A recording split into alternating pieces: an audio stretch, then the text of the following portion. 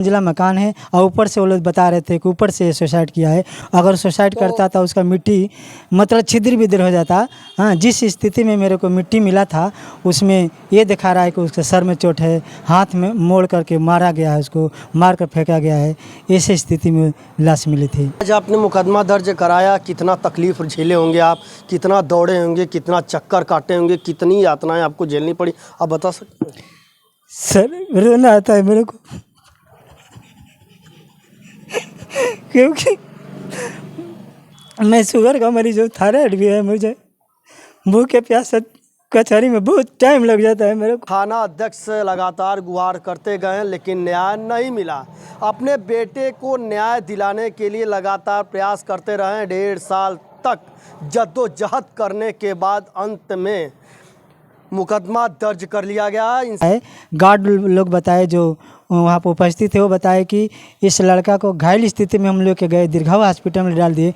Doctor वहाँ पर check किया, आधा घंटा के अंदर में उसको मृत घोषित कर दिया। कि आखिरकार पुलिस ने जांच क्यों नहीं किया, कि आखिरकार बच्चा वहाँ तक क्यों गया, और गया तो उसकी मौत कैसे हुई, और जबकि लगातार पुलिस इनको गुमराह करती रही। 1.5 सालों तक लगभग गुमराह करती रही कि आत्महत्या, लेकिन अथक प्रयास के बावजूद इन्होंने मुकदमा दर्ज कराया।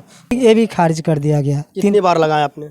3-4 बार लगाया और सब खारिज करा दिए। कहीं मंत्री से फ़ोन करा के, कहीं नेता प्रार्थ से फ़ोन करा के वो खारिज करा देते थे। पुलिस का दबाव था, तभी वो लोग अपना ही बात बोल रहे थे, मेरा बात नहीं सुन रहे थे। अब मैं कहना चाहता हूँ कि मेरा बेटा सुसाइड नहीं किया है। किसी भी चीज़ की उसकी कमी नहीं थी। लड़का ऐसा क्यों करेगा? न किसी से लड़ाई झगड़ा, न घर में किसी से लड़ाई झगड़ा, कुछ भी नहीं।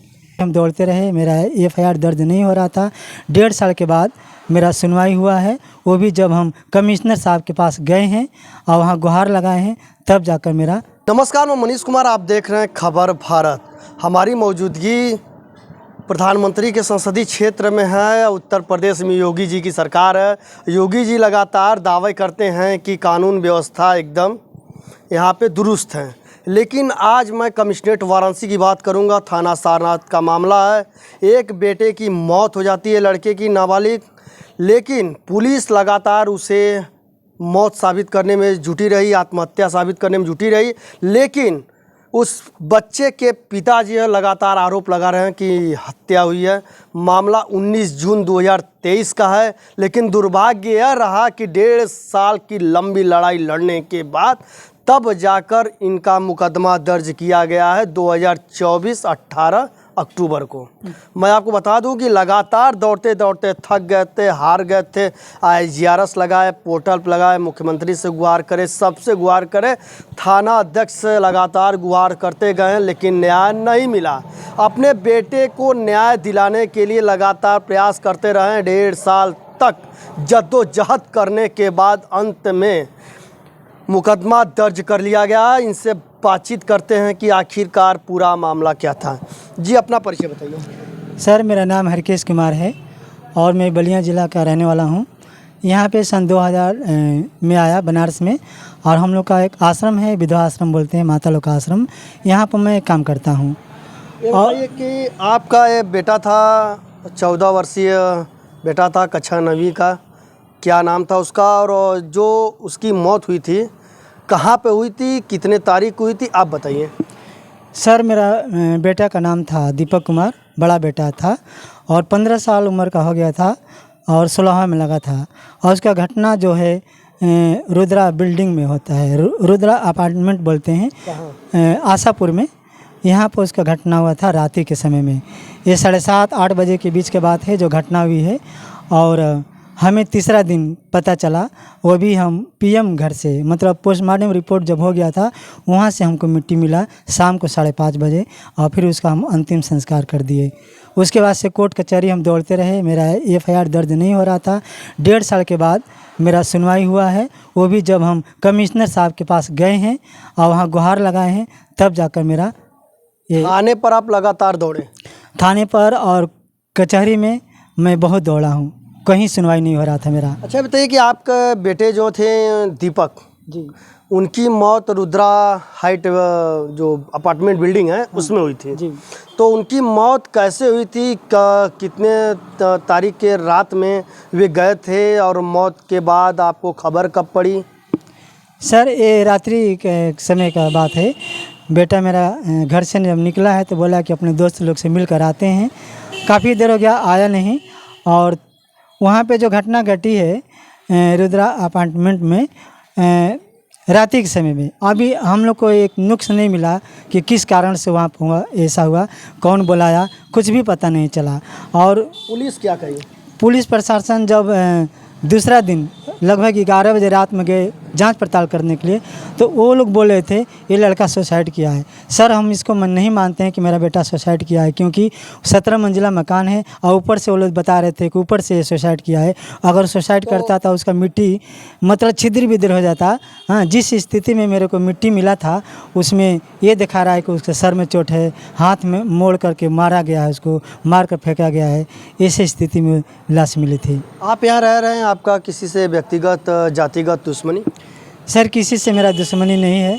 हम सामाजिक सेवा काम करने वाला व्यक्ति हैं और किसी से लड़ाई झगड़ा नहीं, मेरा भी नहीं, मेरे बच्चे के साथ भी किसी से नहीं था। अच्छा, बताइए कि वो जब अंदर गया रुद्रा हाइट बिल्डिंग में, जो बिल्डिंग में प्रवेश किया, कितने देर बाद उसकी मौत हुई, किस फ्लोर से हुई, कैसे हुई, आखिरकार वहाँ पे कौन रहता था, सगी संबंधी, आखिर गया क्यों था, कुछ जानकारी है आपको? सर, ये तो पूरा जानकारी नहीं, लेकिन जब हम लोग सीसी कैमरा में वहाँ पर पुलिस प्रशासन के उपस्थिति में जब दिखाए वो लोग कैमरा में, जैसे टीवी में, तो उसमें ये दिखाई दे रहा था कि मेरा बेटा एंट्री किया है, अंदर जाते हुए दिखाई दे रहा है। लेकिन वो सीढ़ी से गया है कि लिफ्ट से गया है, ये कंफर्म दिखाई नहीं दे रहा है। वीडियो में जब वो गया, वीडियो में और उसकी मौत में कितने मिनट का फासला रहा होगा? 2 मिनट में वो दिखा रहा है सब चीज़ की, मतलब कट कर दिए ना, वहाँ पर पूरा नहीं दिखाई दे रहा है, लेकिन 2 मिनट के अंदर में दिखाई दे दिया कि लड़का नीचे गिरा है, फर्श नीचे एकदम नीचे जहाँ फर्श है, और वहाँ पर खून लगा हुआ था। बस मैं इतना ही देखा हूँ। लेकिन वहाँ के लोग बताए, गार्ड लोग बताए जो वहाँ पर उपस्थित थे, वो बताए कि इस लड़का को घायल स्थिति में हम लोग के गए, दीर्घावा हॉस्पिटल में डाल दिए। डॉक्टर वहाँ पर चेक किया, आधा घंटा के अंदर में उसको मृत घोषित कर दिया। फिर वो लोग पुलिस प्रशासन को बुला करके PM घर में भेज दिए थे मिट्टी को। तो इस सारी घटना का पुलिस गवाह है, मतलब वहाँ के स्थानीय लोग गवाह हैं कि दीर्घायु में गया था, जब वहाँ से गिरा उसके बाद वो PM हाउस गया। ये सब सारी जो प्रोसेस हुआ, उस प्रोसेस के दौरान आपको सारी चीज़ें मिली कि वाकई में ऐसे स्टेप बाय स्टेप हुआ था? सर, इसके बारे में तो पुलिस प्रशासन कुछ नहीं बताया है ना, आना उसके पास कोई आईडी वगैरह नहीं था कि मतलब उससे द्वारा हम लोग को सूचित करे परिवार के लोगों को। हत्या को आप हत्या का आरोप लगा रहे हैं, तो आपके अनुसार पुलिस हत्या को जो है मौत सुसाइड करने का मतलब बताने के लिए विवश थी। तो क्या ऐसा लगता था कि पुलिस पर भी किसी तरह का दबाव रहा होगा? कुछ पुलिस का दबाव था, तभी वो लोग अपना ही बात बोल रहे थे, मेरा बात नहीं सुन रहे थे। अब मैं कहना चाहता हूँ कि मेरा बेटा सुसाइड नहीं किया है, किसी भी चीज़ की उसकी कमी नहीं थी। लड़का ऐसा क्यों करेगा? न किसी से लड़ाई झगड़ा, न घर में किसी से लड़ाई झगड़ा, कुछ भी नहीं। ये बताइए कि आप एक संस्था में काम करते हैं, सामाजिक तौर पे आप काम करते हैं, समाज सेवा करते हैं, तो उस संस्था के लोगों का आपका अच्छा पकड़ रहा होगा पुलिस विभाग में। आप लोग जगह जगह जाते होंगे, DM के यहाँ हर जगह आप लोग जाते रहे होंगे, तो उन सब लोगों ने आपकी मदद नहीं की? सर, कोई मदद नहीं किया। हम अकेले कचहरी जाते हैं, थाने पर जाते हैं, बस हम अपने लोगों को बता के जाते हैं कि आज बुलावा है, थाने पर हम जा रहे हैं, आज बुलावा है, कचहरी में हम जा रहे हैं, लेकिन मेरे साथ कोई नहीं देता है, जाने के लिए कोई तैयार नहीं होता है। आपने 156(3) में सबसे बड़ी बात मैं आपको बता दूं कि जब भी थाने पर सुनवाई नहीं होती है तो 156(3) का सहारा लिया जाता है, जो वकील के जरिए, और 156(3) में भी रिपोर्ट लगा दी जाती है। कि क्या किस तरह का रिपोर्ट लगाई जाती है? अभी तो डिटेल वकील साहब बताएंगे, लेकिन ये भी खारिज कर दिया गया। कितनी बार लगाया आपने? 3-4 बार लगाया और सब खारिज करा दिए। कहीं मंत्री से फ़ोन करा के, कहीं नेता प्रतिनिधि से फ़ोन करा के वो खारिज करा देते थे। तो ये बताइए कि संस्था ने आपकी मदद की, आपको किसी तरह का दबाव, निकाले जाने की दबाव, इस तरह का कोई दबाव? नहीं, संस्था की तरफ से हमें कोई दबाव नहीं है। बस वो लोग दुआ करते हैं, प्रार्थना करते हैं, बस इतना ही खड़ा है मेरे साथ कि मतलब मुझे न्याय मिल सके। उस वक्त से आज तक सारनाथ थाने का क्या रोल रहा? सारनाथ थाने का रोल इसमें मदद के लिए कुछ भी नहीं था। वो लोग गाली देकर भगा देते थे, गुस्सा से भगा देते थे, मेरा एफआईआर दर्ज नहीं करते थे, कुछ भी सुनवाई नहीं करते थे। इसलिए हम चारों तरफ भटकते रह गए। उत्तर प्रदेश में योगी जी की सरकार है, बुलडोज़र की कार्रवाई लगातार होती रहती है। जब भी किसी गरीब का मामला आता है, जब किसी कमज़ोर असहाय का मामला होता है, या तो बुलडोज़र रुक जाता है या तो कार्रवाई नहीं होती है। आखिरकार कमिश्नरेट में इतने अधिकारी होने के बाद मुकदमा क्यों नहीं दर्ज हुआ? पुलिस का सबसे बड़ा आरोप है इन्होंने लगाया पुलिस पर कि आखिरकार पुलिस ने जाँच क्यों नहीं किया, कि आखिरकार बच्चा वहाँ तक क्यों गया, और गया तो उसकी मौत कैसे हुई। और जबकि लगातार पुलिस इनको गुमराह करती रही, 1.5 सालों तक लगभग गुमराह करती रही कि आत्महत्या, लेकिन अथक प्रयास के बावजूद इन्होंने मुकदमा दर्ज कराया। तो आज मुकदमा दर्ज होने के बाद क्या प्रोसेस रहा? सर 18 अक्टूबर को मुकदमा दर्ज हो गया, लेकिन अभी तक इसके बाद क्या होगा हमारे वकील साहब कुछ भी नहीं बताए। मैं उनसे पूछा भी नहीं, देखते हैं कब तक बताते हैं। बताइए कि कमिश्नरेट में पढ़े लिखे लोग हों या अनपढ़ गवार, सब के सब कमिश्नरेट में चले जाते हैं तो न्याय के लिए, तो आप कमिश्नरेट में क्यों नहीं गए? 1.5 साल तक क्यों भटकते रह गए? नहीं, इसके पहले मैं गया था, लेकिन वो दूसरा थे उस समय में, नाम याद नहीं आ रहा है, वो दूसरे थे। लेकिन उन्होंने पेपर में लिखा कि हम विधिवत जांच पड़ताल कराएंगे, लेकिन वो भी कुछ नहीं कर पाए। तो सारनाथ है, इन्होंने आपकी क्या मदद किया? बस यही मदद किए हैं। पहले तो मेरा उनका बहस हो गया था, मेरे साथ वो बहस इस बात के लिए कर रहे थे, पूछे कि आप एफआईआर दर्ज क्यों कराना चाहते हैं। मैंने बोला कि देखिए सर, हमको न्याय चाहिए, है ना। वो बोले क्या कि हम सड़क पर से न्याय ला कर देंगे। मैं उनसे बोला कि हम ये नहीं करें कि सड़क पर से ला कर न्याय दीजिए, लेकिन नियम कानून सबके लिए बराबर है, हमको न्याय मिलना चाहिए जैसे भी। आज आपने मुकदमा दर्ज कराया, कितना तकलीफ झेले होंगे आप, कितना दौड़े होंगे, कितना चक्कर काटे होंगे, कितनी यातनाएं आपको झेलनी पड़ी, आप बता सकते हैं? सर रोना आता है मेरे को, क्योंकि मैं शुगर का मरीज हूँ, थायराइड भी है मुझे। भूखे प्यासे कचहरी में बहुत टाइम लग जाता है मेरे को। बच्चे और भी बच्चे स्कूल में रहते हैं, हम सोचते हैं कि जल्दी यहाँ से जाएंगे तो बच्चों को हम स्कूल से घर छोड़ेंगे। मैं बहुत झेला सर, लेकिन कहीं कोई सुनवाई नहीं हुआ मेरा।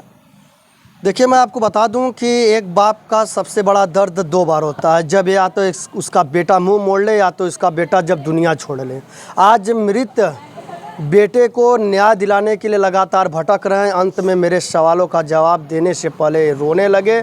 सबसे बड़ी बात है कि यहाँ पे लगातार झुआ भर अधिकारी होने के बावजूद भी आखिरकार कार्रवाई क्यों नहीं होती। लगातार थाने की फरियाद लेकर फरियादी लगातार कमिश्नरेट में जाते हैं, तो कमिश्नरेट में बैठे जिम्मेदार अधिकारी कार्रवाई क्यों नहीं कर पाते हैं। आखिरकार इतनी भीड़ कमिश्नरेट में क्यों जाती है? लगातार इन्होंने प्रयास किया ताकि बेटे को न्याय मिल सके, लेकिन एक बाप दौड़ते दौड़ते इतना थक गया कि बेबस लाचार होने के बावजूद भी नहीं रुका।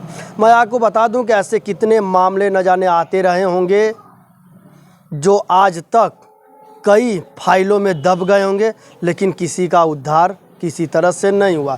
योगी जी की सरकार है, पुलिस व्यवस्था पर लगातार सवाल उठते रहते हैं, इसके बावजूद भी योगी जी के दावे आरोपों के अनुसार फेल नज़र आ रहे हैं।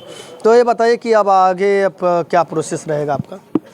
सर हम ये चाह रहे हैं कि हमें लोकल जांच नहीं चाहिए, बाहरी जांच यहाँ पर आए, अच्छा से रुद्रा बिल्डिंग में जांच पड़ताल करें। जो दूसरे थाने से जांच कराना चाहते हैं, अधिकारी रहे उच्च अधिकारी से हम जांच कराना चाह रहे हैं।